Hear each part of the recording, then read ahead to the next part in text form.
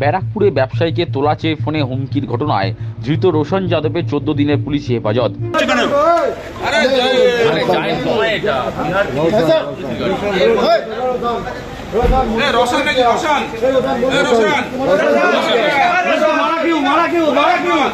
কয়েকদিন আগে ব্যারাকপুরের ব্যবসায়ী তাপস ভগতকে তোলা চেয়ে হুমকি দেওয়ার অভিযোগ উঠেছিল কুখ্যাত গ্যাংস্টার সুবোধ সিংয়ের বিরুদ্ধে।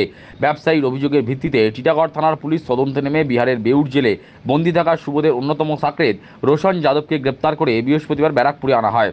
এদিন ধৃতকে ব্যারাকপুর আদালতে তোলা হলে বিচারক 14 দিন পুলিশি হেফাজতের নির্দেশ দেন। প্রসঙ্গত 2020 সালের 4 অক্টোবর টিটাগড় থানার ঢিলছোড়া দূরত্বে দুষ্কৃতীদের গুলিতে খুন হয়েছিলেন বিজেপি নেতা মনীষ শুক্লা। মনীষ খুনে মূল অভিযুক্ত সুবোধ সিং এবং তার অন্যতম সাকরেদ এই রোশন যাদব। ধৃতের আইনজীবী মাধব চ্যাটার্জি বলেন, ব্যবসায়ী তাপস ভগতকে তোলা চেয়ে হুমকি দেওয়ার অভিযোগ ওঠে সুবোধ সিংয়ের বিরুদ্ধে।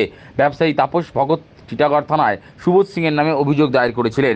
সেই ঘটনার তদন্তে বিহারের একটি জেল থেকে রোশন যাদবকে এনে আদালতে তোলা হয়েছিল। পুলিশ 14 দিনের পুলিশি হেফাজতের আবেদন করে। বিচারক 14 দিনের পুলিশি হেফাজত মঞ্জুর করে। আইনজীবীর দাবি, টিটাগড় থানায় সুবোধ সিংয়ের নামে অভিযোগ জমা পড়েছিল, কিন্তু রোশনের নামে কোনো অভিযোগ নেই।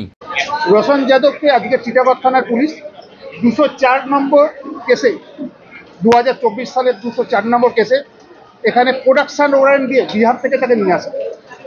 বিহারের একটা জেলে তিনি ছিলেন। ওনার বিরুদ্ধে তাপস ভগত বলে একটা কমপ্লেন করে যে কোনো একজন আসামি যার নাম হচ্ছে সুবোধ সিং তাপস ভগতকে ফোনে থ্রেট করে এবং এক্সটর্শন মানি চায়। কিন্তু রোশন কুমার যাদবের নামে কোনো এফআইআর নেই, ওনার নামে কোনো কমপ্লেন ছিল না। কিন্তু পুলিশ ইনভেস্টিগেশনে গিয়ে ওনাকে নিয়ে আসে এবং আজকে ব্যারাকপুর করে প্রবেশ করে। 14 দিনের জন্য পিসি চায়, রান্ডেড কোর্ট 14 দিনই কনসিডার করে। তাপস ভগত তো বলছে যে রোশন প্রথম দিনকে ফোন করেছিল, দ্বিতীয় দিন সুবোধ ফোন করে, দুজনেই ফোন করে হুমকি দিয়েছে। কিন্তু এফআইআর এ রিটিন অফ কমপ্লেনে কোনো রকমভাবে রোশনের নাম নেই, শুধুমাত্র সুবোধ সিংয়েরই নাম আছে। সে তো তদন্তের প্রক্রিয়ায় নাম তুলতেই আসবে। কি ধারা ওর বিরুদ্ধে? 384, 387, 506 এবং 34 সবটাই এক্সটর্শনের মামলা। 384, 387, 506 এবং 34 ভারতীয় দণ্ডবিধি।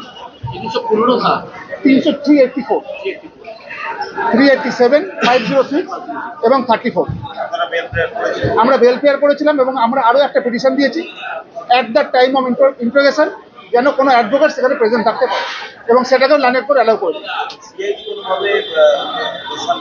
না, এই মুহূর্তে টিটাগড় থানা প্রেয়ার দিয়েছেন, সিআইডি কোনো রকম প্রেয়ার দেয়নি এখনো। সেটা এই কেসের সাথে আমরা বলতে পারবো না, কিন্তু ওনাকে বিহার থেকে নিয়ে এসছেন এটুকু। সেটা আমরা বলতে পারবো না এই মুহূর্তে, আমরা এই কেসটা বলতে পারবো।